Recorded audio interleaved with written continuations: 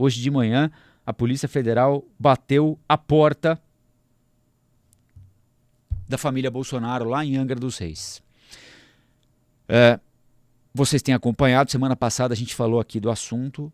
A Polícia Federal está investigando a existência de uma ABIN paralela durante a gestão do ex-presidente Jair Bolsonaro, ABIN paralela que continuaria funcionando ao longo do mandato do presidente Lula de outra maneira, né? Bom, a ABIN é a Agência Brasileira de Investigação, para quem eventualmente não tenha contato ou intimidade com a sigla, e ninguém é obrigado a ter, né? Até porque não é uma sigla tão comum assim. Na gestão do presidente Jair Bolsonaro, era um órgão ligado ao Gabinete de Segurança Institucional. Quem era o ministro-chefe do Gabinete de Segurança Institucional?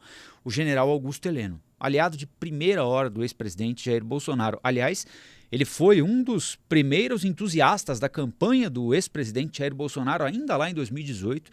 Ele foi cotado para ser vice do Bolsonaro, só não foi vice porque deu um problema na filiação partidária dele, ele não tinha se filiado a um partido político no prazo devido. Aí indicaram a Janaína Pascoal, acabou caindo no colo do general Mourão e o resto é história. O presidente venceu a eleição, o general Heleno ocupou posto fundamental, importantíssimo na gestão como ministro do GSI e como conselheiro em geral do ex-presidente Jair Bolsonaro. Dentre as inúmeras atribuições do general Heleno, uma delas era cuidar da ABIN, que é, como o próprio nome diz, uma agência de investigação.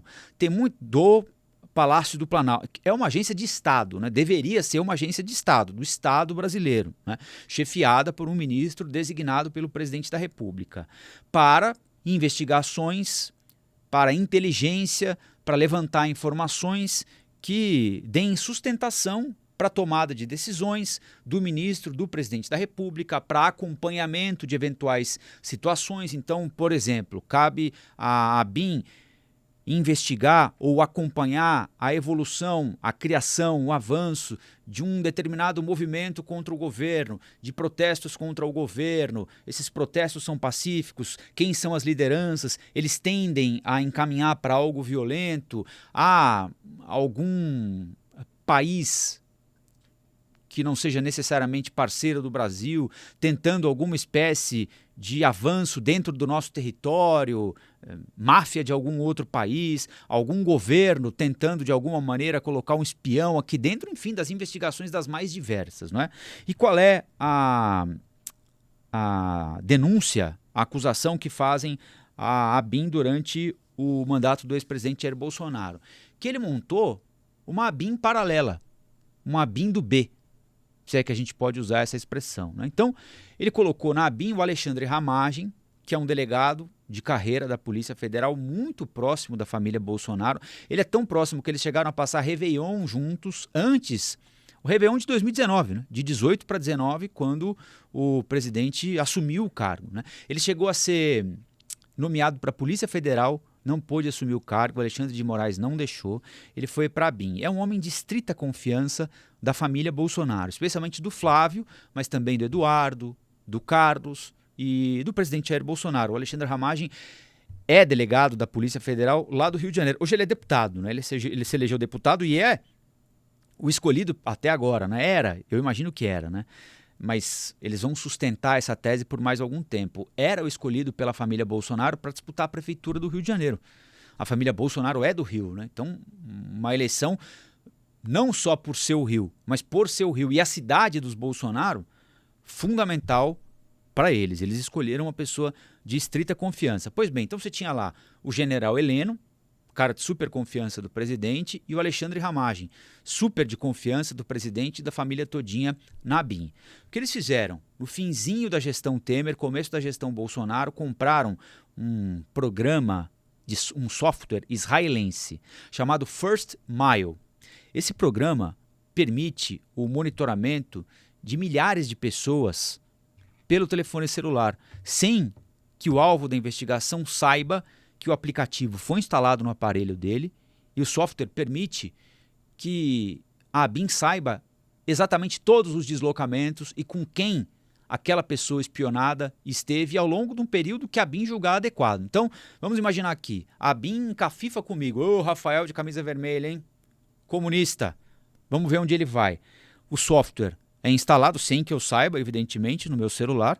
E a partir daí eles sabem tudo. Vamos, o Rafael acordou 4 horas da manhã, foi para tal endereço, voltou daquele endereço, parou aqui, foi acolá, se encontrou com esse número que pertence a fulano, a Beltrano, saiu daqui, foi para lá. Durante um mês ele percorreu determinados endereços, nos chama a atenção determinada movimentação aqui do Rafael, ele teve em tal endereço, no dia seguinte a visita dele aconteceu isso, aconteceu aquilo. Ou seja, eles sabem basicamente tudo que você faz. Tudo que você faz. É portanto, um instrumento de investigação importante, né? Sem dúvida, eficaz, desde que usado de maneira legítima. Qual é a denúncia que a Polícia Federal faz? Eles usavam o poder do Estado para bisbilhotar a vida das pessoas. Então tinha lá o inimigo do presidente Bolsonaro. Vocês se lembram que ele vivia as turras com o Rodrigo Maia, né? Presidente da Câmara. Então, observa o que faz o Rodrigo Maia, presidente da Câmara, onde ele vai, com quem ele conversa, com quem ele se reúne, quanto tempo ele demora em determinada reunião.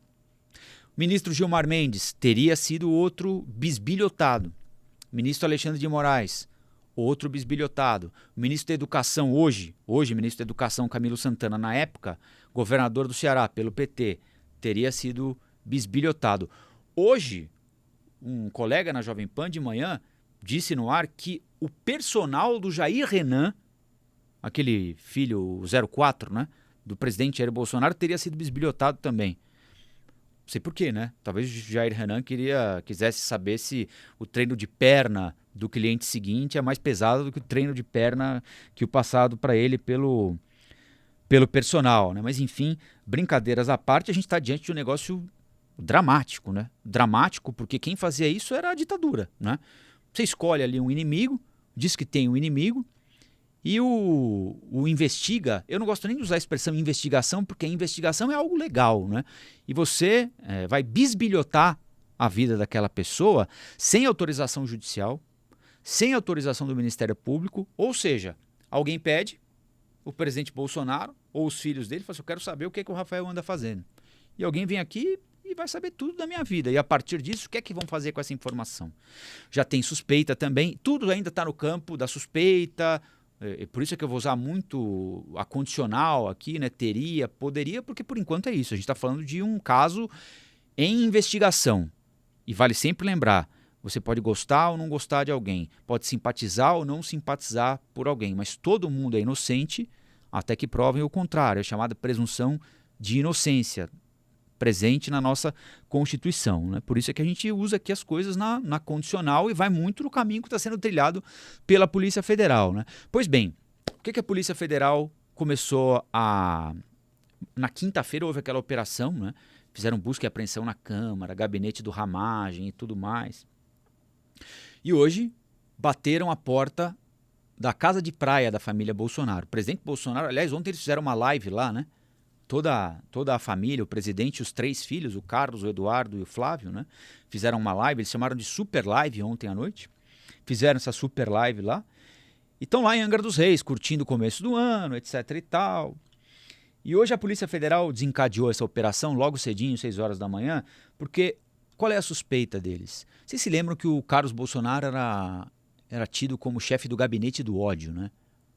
Ele que pilota as redes sociais do pai e ele, olha ele aí, né?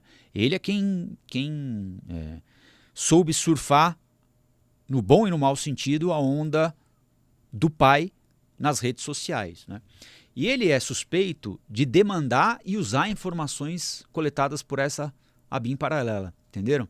Então, ele, pela proximidade com o Ramagem, segundo a investigação, dizia o seguinte, ele também tinha autoridade para demandar, entendeu?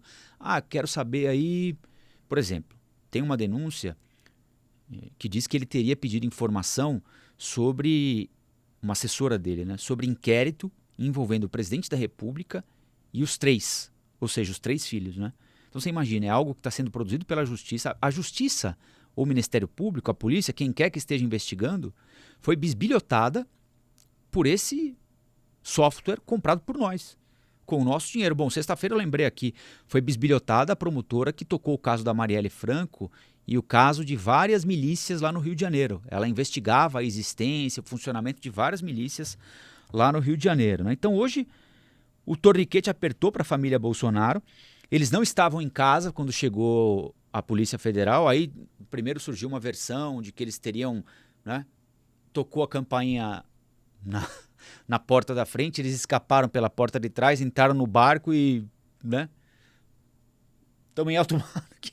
Daqui a pouco a gente volta. Me liga que não, mas parece que não foi isso. O Fábio Weingarten, que foi secretário de comunicação do Bolsonaro, disse que ele tinha saído para pescar. 5 horas da manhã. Pescar em alto mar. E aí, por coincidência, foi o dia em que a Polícia Federal tocou a campainha às 6 horas da manhã. Assim que informados, o presidente Bolsonaro e o Carlos voltaram na frente de jet ski para atender a Polícia Federal. Enfim, coincidência ou não, eles não estavam em casa exatamente naquele momento em que a... Me mandem aí o que é que vocês acham aqui no Instagram, o que é que vocês acham no nosso canal no YouTube, porque não deixa de ser uma coincidência interessante, né? O dia que a Polícia Federal bate a porta da casa em Angra dos Reis, eles tinham saído cedinho para pescar. Mas enfim, né, é a presunção de inocência. Se eles estão falando, alguém vai ter que provar que não foi verdade. Mas isso nem é o mais importante aqui, né? Tem relevância aquilo que foi apreendido, né? Foram apreendidos computadores, foram apreendidos aparelhos de celular. Eu estou vendo aqui no G1, no blog do Valdo Cruz, a seguinte informação. Polícia Federal diz que a Ramagem imprimiu dados sigilosos sobre inquéritos eleitorais. Inquéritos eleitorais para possivelmente entregar ao núcleo político. Esse documento, segundo a PF, possivelmente foi impresso para ser entregue ao núcleo político por trás do esquema de espionagem ilegal dentro da ABIN. O vereador Carlos Bolsonaro foi alvo dos agentes. Deixa eu ver aqui do que é que se trata. Informações sigilosas sobre inquéritos policiais no Rio de Janeiro. Ou seja, eles tinham acesso, ou teriam acesso, né, segundo a investigação, a uma série de informações sigilosas, né? E a gente vai coletando ao longo dos últimos meses informações que nos permitem concluir que esse era um procedimento do governo do ex-presidente Jair Bolsonaro, né, que fez a mesma coisa com a Polícia Rodoviária Federal. Vocês se lembram? No domingo, dia 30 de outubro de 2022, dia do segundo turno, houve aquelas blitzes, se lembram? Em estradas, especialmente do Nordeste, e não coincidentemente para a Polícia Federal, em estradas que levavam para cidades onde o Lula tinha tido muito mais votos do que o Bolsonaro no primeiro turno. O mapa da votação foi encontrado com o então ministro da Justiça, Anderson Torres, que estava preso até pouco tempo. O chefe da Polícia Rodoviária Federal está preso. Se lembram? Aliás, naquele dia começaram a surgir informações, olha, tem bloqueio aqui, tem bloqueio acolá, mas o que está acontecendo? Que bloqueio de estrada é esse? Que coisa estapafúrdia? O Alexandre de Moraes, presidente da Justiça Eleitoral, chama o Silvinei Marques, da Polícia Rodoviária Federal. Isso era meio-dia, 1h da tarde mais ou menos, do domingo da votação, porque aí o que começaram a sugerir? Melhor estender o prazo da votação. Não termina às 5, termina às 7 para dar tempo do pessoal chegar. Era o princípio do tumulto. Não valeu. O pessoal não chegou. A eleição foi estendida porque o Alexandre de Moraes está beneficiando alguém. Entendem? Era para a investigação o princípio do tumulto. E aí o Alexandre de Moraes chama o Silvinei Marques e põe o sujeito sentado aqui e fala assim, seguinte, não vai estender horário nenhum. Vocês vão liberar a estrada agora. Se não liberar, eu te prendo. E aí, liberaram rapidinho. Mas tentaram dar um gato ali, né? Dificultar a chegada dos eleitores no domingo, dia 30 de outubro. Mas voltando ao episódio de hoje, primeiro, é um episódio gravíssimo. O presidente da República já tinha manifestado inúmeras vezes o temor de que alguma investigação chegasse ao filho dele. Ele disse isso, inclusive, em transmissões e entrevistas, naquelas transmissões que ele fazia todas as quintas-feiras à noite, quando presidente da República, que ele tinha muito medo do que poderia acontecer com os filhos dele. Ele acha que está sendo vítima de uma pescaria em piscina. Foi essa expressão que ele usou hoje para a jornalista Mônica Bergman. Diz que a Polícia Federal está fazendo uma espécie de pescaria para tentar encontrar algum peixe, mas está procurando peixe na piscina. Ou seja, não vai encontrar nada porque ele, Jair Bolsonaro, e a família dele não tem absolutamente nada a ver com essa ABIN paralela, embora tenha uma declaração dele, Jair Bolsonaro, numa reunião lá de 2020, comecinho da pandemia, quando ele disse que não tinha, ele até usa palavrões, né, que não tinha informação de lugar nenhum, que ele precisava de uma inteligência dele, uma inteligência para ele. Ou seja, as coisas têm alguma conexão, têm algum sentido, não é? Mas o fato é que a operação chegou à família de Jair Bolsonaro. Eles são suspeitos de participarem de uma organização criminosa infiltrada na ABIN. Vale ressaltar que quem pediu a operação hoje foi a Polícia Federal. O Ministério Público disse ok e o ministro Alexandre de Moraes aceitou. Disse, bom, os argumentos são suficientemente válidos, então vamos em frente. Sempre ressaltando que todo mundo é inocente até que provem o contrário. Quem tem de provar a acusação é a Polícia Federal. Não é o presidente nem os filhos dele quem tem de provar que são inocentes. Agora, a operação parece muito bem encadeada, né? Ela tem dados colhidos até agora que são muito coerentes com declarações do presidente e dos filhos ao longo dos 4 anos de mandato e muito coerentes também com o que acontecia em outros departamentos de Estado que foram transformados em departamento de governo, que passaram a trabalhar não a favor do Brasil, mas contra quem o governo Bolsonaro considerava seus adversários. E a história do governo Bolsonaro é toda cheia dessas coisas, né? Teve aquela tentativa daquele senador Marcos Duval, um senador estranhíssimo, aliás, né? Dizem que era da... Como é que chama a polícia americana lá? Não é FBI, é... SWAT, é isso. O Gabriel me lembrou aqui e soprou para mim. Ele falava que era instrutor da SWAT, você lembra? Aí ele disse que foi chamado pelo Bolsonaro para gravar o Alexandre de Moraes. Ele ia botar um equipamento dentro do paletó e entrar meio escondido e arrancar do Alexandre de Moraes a confissão de que o Alexandre de Moraes ajudou o Lula. Enfim, né? Aquelas... Ninguém provou que é verdade, mas também ninguém provou que é mentira até agora, né?